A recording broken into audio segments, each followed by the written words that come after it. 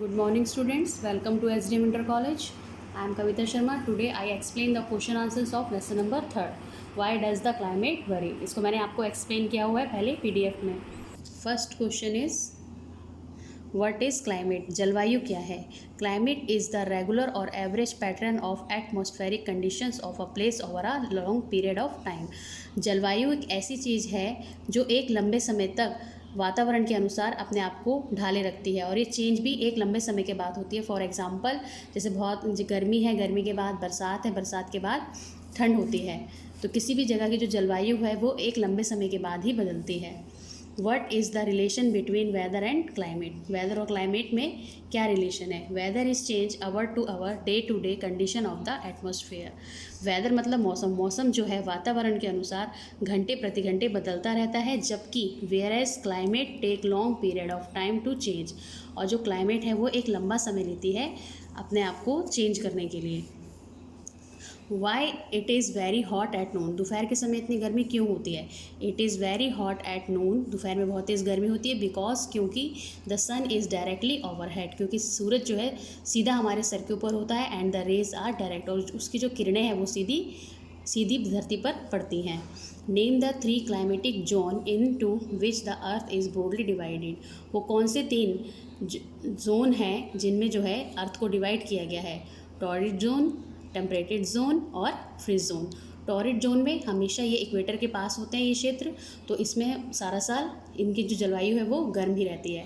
टेम्परेटेड zone जो है ये थोड़ा सा इक्वेटर से थोड़ी सी दूरी पर होते हैं, जहाँ पे गर्मी में गर्मी बहुत और ठंड में ठंड बहुत पड़ती है. और फ्रीज जोन जो है ये जो है इक्वेटर से बहुत दूर होते हैं और पोल के नज़दीक होते हैं, जिस वजह से यहाँ पर सारा साल ठंड रहती है और बर्फ़ जमी हुई रहती है. Fifth question is how does the distance of a place from the equator affect its climate?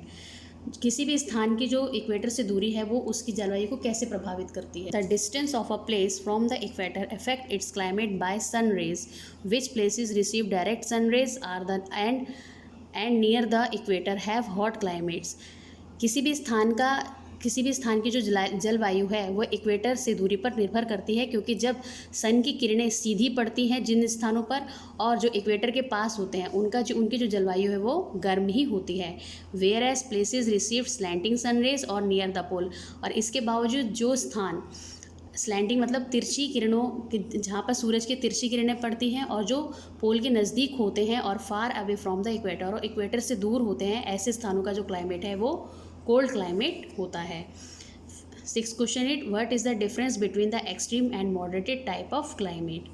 Places which are situated close to the sea. ऐसे स्थान जो समुद्र के नज़दीक होते हैं हैव मॉडरेट और इक्वेबल टाइप ऑफ क्लाइमेट. उनका जो क्लाइमेट है, उनकी जो जलवायु है मॉडरेटेड होती है, मतलब एक जैसी ही होती है. गर्मियों में ना ज़्यादा गर्मी होती है और ना ही ज़्यादा ठंड होती है. Whereas places which are situated from far away whereas places which are situated far away from the sea. और ऐसे स्थान जो कि समुद्र से उचित दूरी पर स्थित होते हैं have extreme type of climate. जो स्थान समुद्र से दूर होते हैं वहाँ पर एक्सट्रीम टाइप ऑफ क्लाइमेट होता है. गर्मी में बहुत गर्मी पड़ती है और ठंड में बहुत ठंड पड़ती है. What happen when monsoon wind strike the mountains? When the monsoon wind strike the mountains, जब मानसूनी हवाएं जो हैं वो पर्वतों से टकराती हैं, they are force to rise above them. वो उससे ऊपर उड़ने की चेष्टा करती हैं. Thank you. If you have any problem ask me and do this question answers in your SST copy and learn it. Thank you. Have a nice day.